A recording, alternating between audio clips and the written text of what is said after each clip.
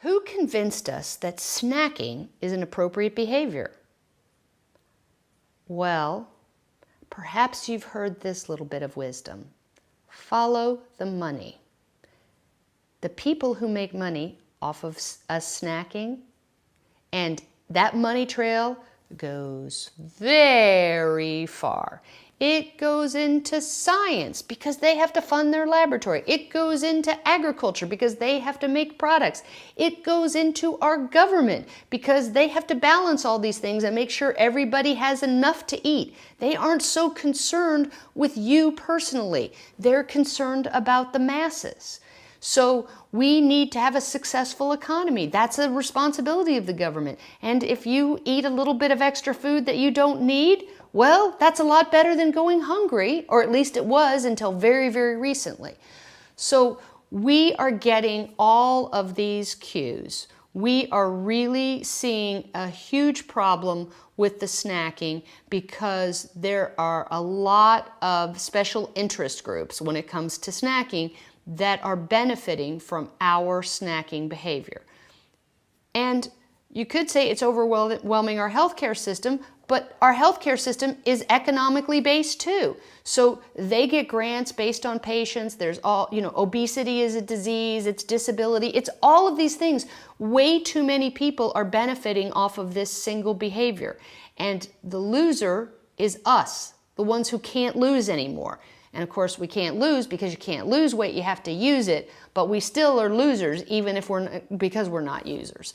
And the biggest problem that's causing us to be stuck and fat and in fat storage mode and miserable and food preoccupied is because as a species, humans are very, very social. We're looking to cues of what everyone around us is doing.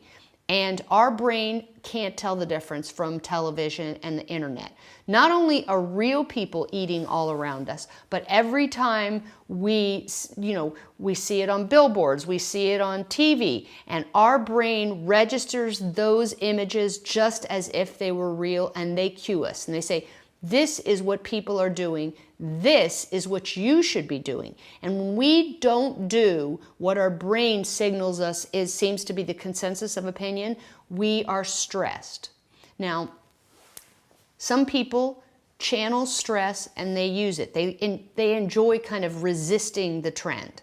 But they're going to pay an energy cost for it. It's sort of like running a marathon. You don't run a marathon to be healthy. You run a marathon for other sorts of reasons. And it takes a tremendous toll. So when I have someone come in to me as a doctor and they want to run a marathon and they think that they're running a marathon to get healthy, I say, no, you have to be healthy to run a marathon. But if this is something you're very interested in, let's do the best that we can to get you in a healthy state. And that's the way that we need to look at the people who enjoy resisting bucking the trends, is that's costing them, but they feel like there's a little bit more high payoff for it. So they're getting a great reward by resisting. You're probably not getting a great reward by resisting. You're probably just paying that stress cost, and not the only reward you're getting is a piece of cake. And you're having to suffer from the repercussions of eating that piece of cake. There's an old saying that someone wants to have their cake and eat it too.